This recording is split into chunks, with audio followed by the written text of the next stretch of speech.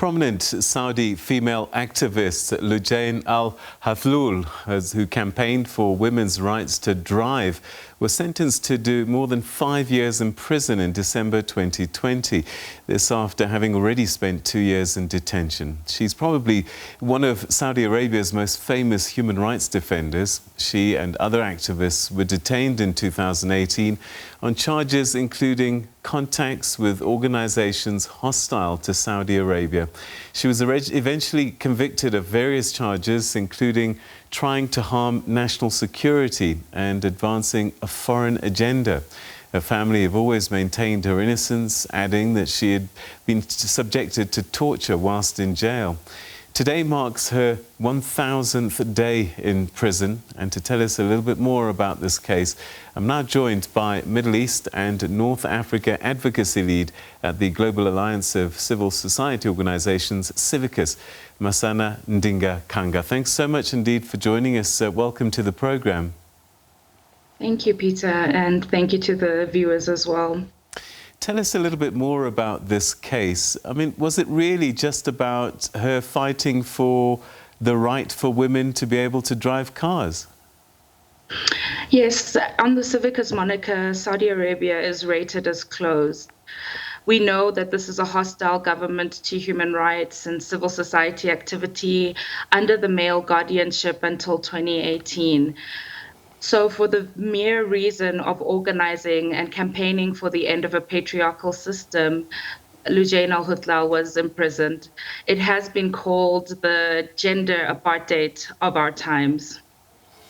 All right, so she was arrested. Did she drive a car and then got arrested, and then the human rights abuses continued even after her arrest? Yes, indeed. The irony is that Loujain was arrested for driving a car in protest, but also for her activism against the male guardianship system. Ironically, alongside the 14 other activists that were arrested alongside her, is that the government then decided in June 2018 to ban the male guardianship system, review it, and end the ban on women driving. And yet these women human rights defenders continue to be in prison. So that which she fought for has been granted to women, and yet they're still in jail for those things that they demanded on behalf of other women.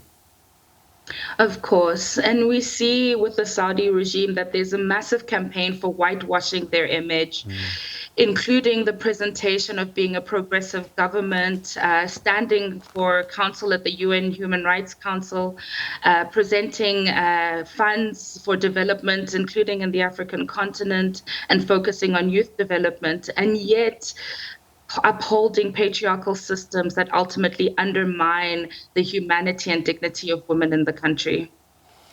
We believe that the authorities said that if she denounces her torture claims, that she might be released. That is exactly the case, which is hard to imagine a government would do in the face of sexual assault, electric shocks, and flogging.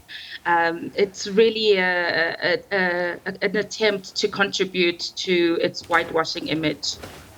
So denounce these claims and then we'll be able to stand firm.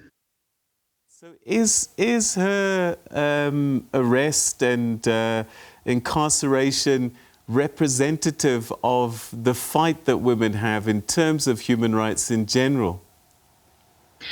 It certainly is. I think across the world, what we see is the campaign from feminist activists and women human rights defenders, that women human rights defenders are the defenders of human rights, and women's rights are human rights. And across the development spectrum, we often see that women's rights are separated and seen as secondary to the developmental agenda of many of our countries, our states. And so this campaign is critical for realizing change. It's indicative of what is needed for gender equality across the world. I suppose one of the challenges often, and we see it here on the continent, is where culture and modernity clash, and the way women have been treated in a lot of cultures has been very patriarchal. How do you manage this fine balance of preserving cultural heritages and also at the same time this battle for human rights? I think the essence of what we're trying to call for as Civicus is we can agree to disagree unless our disagreement results in my disenfranchisement and my oppression. And I think coming back to the case of Loujain, what is critical is the male guardianship system isn't solely about culture and countering religious practices. It's really about the realization of dignity and choice for women. I think across the world, women have made their case that this is a critical argument to take forward. So her case is quite celebrated, and as we've just said, really she's become quite a symbol. What other issues and cases have women found themselves at the wrong end of the law over time? For starters, really, the legislation on sexual and reproductive health rights across the world. Interestingly enough, the United Nations and its Commission status of women, the 65th Commission, is looking at the role of women in public life.